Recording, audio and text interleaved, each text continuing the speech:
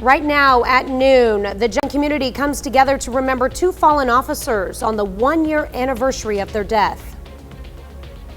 And we have some cloudy skies, and I'll be back to tell you if we're going to have more rain in the forecast in just a bit. And on this International Women's Day, we highlight the fight for women's rights around the world. The 4 states' most watched news starts now. Joplin Police Department remembers two great men who lost their lives in the line of duty 1 year ago today. This is KOAM News at Noon. I'm Tanya Bach. Topping our first 7 minutes, the JPD hosts a memorial service for Corporal Ben Cooper and Officer Jake Reed. During this service this morning, Chief Sloan Rowland and several others talked about the sacrifices and the heroic acts of the officers. KOAM's Shannon Becker was at the memorial and joins us with more. Today, Joplin Mayor Doug Lawson began the day by saying Joplin flags should be flown at half-staff until the 15th of March to remember our two Joplin police officers who died in the line of duty 1 year ago. This morning was the first of two memorial services remembering Corporal Ben Cooper and Officer Jake Reed at the Joplin Public Safety Center. It was standing room only and the families attended this morning as officers shared heartfelt stories of the two and funny ones also. The second service will be held on Saturday, the same location, and the mayor of Joplin will declare Officer Jake Reed Day. You can view the service on social media or our website at KOAM News Now. In Joplin, I'm Shannon Becker for KOAM News Now. And like Shannon mentioned, this weekend the city will hold an additional service to honor Officer Jake Reed. On March 11th, Reed donated his organs as a final act of service. Saturday's 10 a.m. ceremony will honor this sacrifice and includes a Joplin City Council proclamation for Jake Reed Day. After a day-long manhunt, authorities in Crawford County, Kansas apprehend a suspect many considered armed and dangerous. Aaron Swink is now in police custody. Authorities found him near South 220th Street in Pittsburgh around 6:30 Tuesday night. No one was injured during the capture. Crawford County Sheriff Danny Smith says he expects Swink will face several new charges. Law enforcement spent the majority of Tuesday looking for Swink. A ground and air search concentrated largely on the south side of Pittsburgh. According to Sheriff Smith, Swink is the suspect in incidents involving gunfire that started around 11 Monday night. Among other things, he's suspected of shooting at a car parked at a home overnight and exchanging gunfire with officers. Swink has previous convictions on battery and kidnapping charges. He was on parole and considered an absconder. Oklahoma voters put a stop to recreational marijuana in the Sooner State. The state election board now has results from 100% of polling sites in Oklahoma. Voters rejected the measure with just under 62% voting no. Counties in our viewing area also voted against recreational marijuana. Would have allowed anyone aged 21 and over to purchase and possess up to 1 ounce of marijuana, including concentrates and marijuana-infused products. Roughly 25% of registered voters showed up for the decision. The state approved medical marijuana in 2018. We had a very wet night across the 4 states, but we're getting a break today. Meteorologist Sam Lane joins us. Yes, it's just a little tiny break. We don't have any rain going on right now in the 4-state area, just lots of cloudy skies, and that's going to continue through the afternoon. You can see radar right now is pretty much clear. There are a few showers over in central Missouri, and also if we take a little bit wider view, you can see more showers and storms in southeastern Arkansas, down through northern parts of Texas and southern Oklahoma. So we're going to be remaining on the dry side for today, but don't worry, more rain is on the way back in our forecast. Temperatures right now are generally in the upper 40s to around 50 degrees. And what we're tracking for you is cloudy skies today. And then as we go through the overnight hours, scattered showers and storms will start to move back in. And then we have more showers in our forecast for Sunday evening, or actually Saturday evening and Sunday morning. And I'll detail all that in our forecast in just a little while. All right, thanks, Sam. Protests are underway around the world to mark International Women's Day, with activists calling for equality and better pay. CBS's Ian Lee reports. A rally cry for equal rights rages in the Philippines. It's a time of crisis for protesters, with unemployment and violence against women on the rise. Calling for higher wages, calling for decent work, calling for free and accessible public support services. The fight for gender equality echoing around the world on International Women's Day. In Sri Lanka, women demand more help from rising inflation. while in France, many want the government to keep their hands off their retirement. And when it comes to governing, the president of Europe's central bank says women have an advantage. Forgive me. Fewer testosterone, smaller ego. That helps. Many global protests also called for solidarity with women in Iran and Afghanistan, where freedoms took a blow last year. A brave few took to the streets of Kabul as the Taliban continues to strip millions of women of their rights, like access to education and health care. In Afghanistan, women and girls have been erased from public life. The UN calls Afghanistan the most repressive country in the world for women, possibly amounting to crimes against humanity. Hafiza never wanted to work behind a sewing machine in a factory. She was studying law. Fighting back tears, she says, we all live like prisoners. We feel like we're caught in a cage. Now she's hoping, like so many women around the world, that one day she can break free. Ian Lee, CBS News, London. The United Nations warns that global gender equality is backtracking, predicting that full equality is now 300 years away. That's a look at today's top stories and weather in our first 7 minutes. Up next on KOAM News at noon, bee colonies are collapsing all over the world, threatening large parts of our food supply. But for the first time ever, there's now a vaccine for bees. How it works and what it means for these essential insects. And later, we're making a hillbilly pasta bake in the Mr. Food Test Kitchen. The world's first bee vaccine could help save the threatened honeybee population and, in turn, much of our food supply. CBS's Ben Tracy shows us what the buzz is all about. I can hear them buzzing around us. Yeah, they're busy at work. Brian Ashurst runs the Ashurst Bee Company. He's a fourth-generation beekeeper. We run about 27,000 colonies. Bees pollinate 1/3 of the food grown in the United States, essential to producing an estimated $15 billion worth of crops annually. But bee colonies are collapsing due to disease, parasites, pesticides, and even climate change-fueled droughts, which dry up the water and flowers they need to survive. We were the first ones to do this. Annette Kleiser is CEO of Dalon Animal Health, which partnered with the University of Georgia to develop the world's first honeybee vaccine. Unlike humans and animals, insects don't create antibodies, so scientists have long thought vaccines simply won't work. But in the lab, they discovered bees have a primitive immune system, and exposing a queen bee to some of the dead bacteria through her food created immunity in the hive. I mean, it's like magic. You vaccinate the queen and she passes it on to the millions of offspring that make the colony. So far, they have not seen any side effects or impacts on food products such as honey. The hope is this breakthrough will pave the way for other vaccines to control all sorts of harmful viruses and pests. Are you willing to give this vaccine to your bees? Yeah, I'm willing to try it out. I think because we're all looking for answers for things, we're willing to try things out. Because the one thing we do know is that without bees, these fields would be a lot less fertile.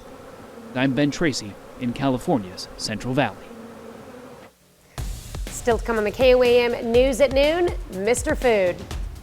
Weeknight cooking shouldn't be a chore, and with this easy as can be recipe, it's not. You'll see. And we're also taking a look at radar to show you when the storms are expected again tonight and tomorrow, as well as the weekend. We'll have all that when we come back.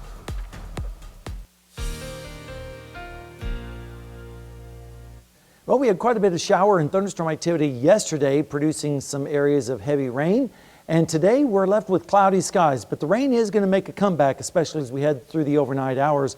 Let's take a look outside right now on radar. You can see storm tracker radar basically all clear, but we see lots of clouds, and those clouds are going to be staying with us through the afternoon.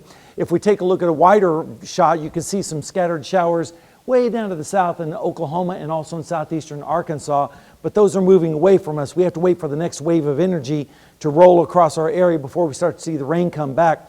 As we go through the forecast, you can see by this evening we're going to see temperatures still in the 50s across the area, but notice out to the west we have an area of rain, and watch as that goes through time, we start to see the rain moving back into our area into the overnight hours, and then the scattered showers will be back during the day tomorrow with temperatures in the morning in the 40s across the area. Then as we head through the afternoon, you can see temperatures basically staying steady in the 40s and 50s, and by afternoon we'll see temperatures in the mid to upper 50s, especially down to the south with those scattered showers here and there. Then as we go through time, we're going to start to see some breaks in the clouds, and by Thursday night into Friday morning, we'll start to see mostly fair skies with temperatures dropping into the 30s on northerly winds. And then as we go through into Saturday morning, we're going to see temperatures in the freezing mark, or right around freezing, but Friday afternoon temperatures will be in the 50s with just a few clouds around. And if we take a look at the amount of rain we're expecting from this next wave,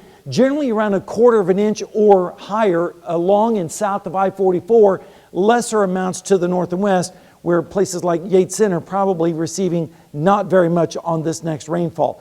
Right now you can see cloudy skies across Joplin with a temperature in the 50s, and right now it's an even 50 degrees. Dew point is 45, the visibility is 8 miles, and the humidity up there at 83% with a southeast wind at 7. Across the rest of the area, you can see temperatures again right around 50 degrees, a few upper 40s like Iola with 48, 47 in Yates Center. Same thing in Nevada, 46 degrees over there in Stockton. Meanwhile, it's 53 for the warm spot down in Veneta. Planning your day, we're expecting cloudy skies all day today with a high 54, with temperatures dropping through the upper 50s, or actually upper 40s, the lower 50s by evening time. And here's your forecast for tonight.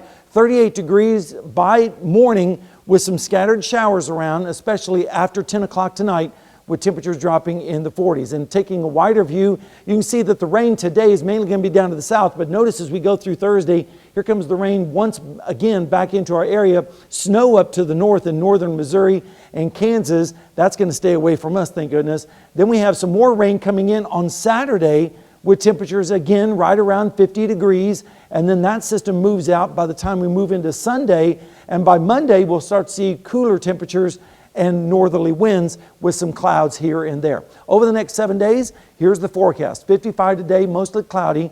Scattered storms tomorrow, 40% coverage on that. Then we get another break on Friday, but then the rain comes back on Saturday, especially Saturday evening into Sunday morning.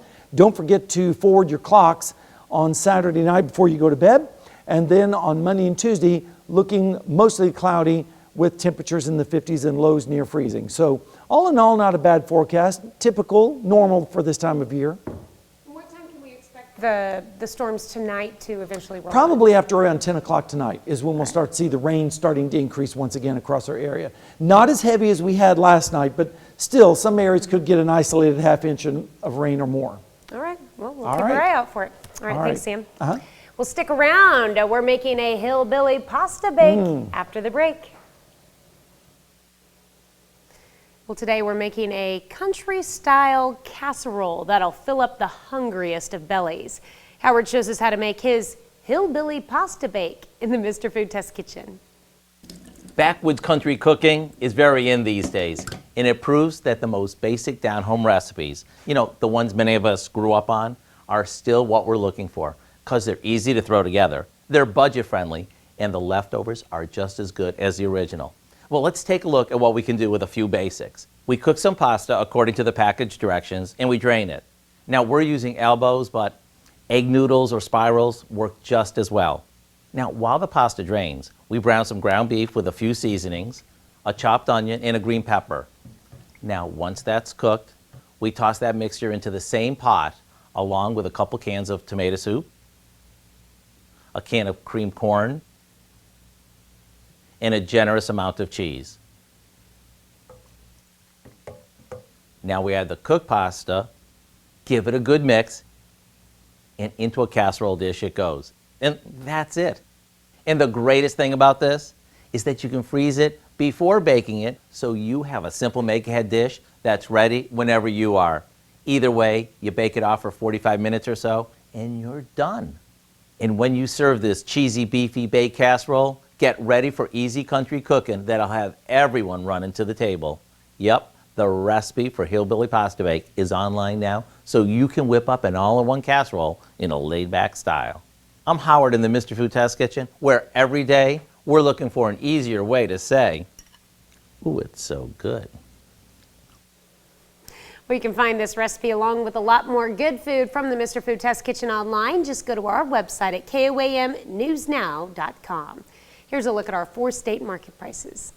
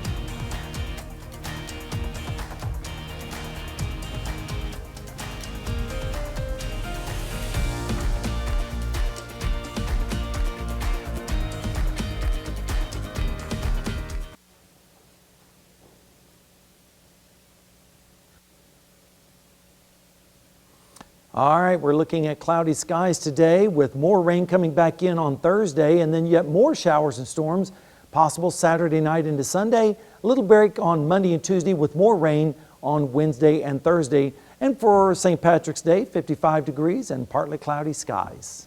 Don't forget, we lose an hour this weekend. That's right, but we'll make up for it next fall. Gain an hour of evening daylight is a good trade-off in my opinion. There you go. I know.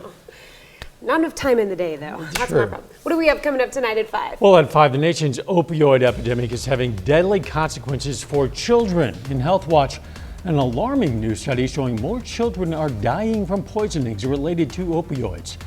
Plus, Crawford County Sheriff releases more details on the search and capture of Aaron Swink after that 12-hour manhunt yesterday. And the Freeman Auxiliary Group donates $16,000 to area nursing schools. Hope you join us for those stories, a lot more. KOAM News at 5. All right, thank you, Dow. Thanks for joining us for KOAM News at Noon. We'll see you right back here at 5 o'clock.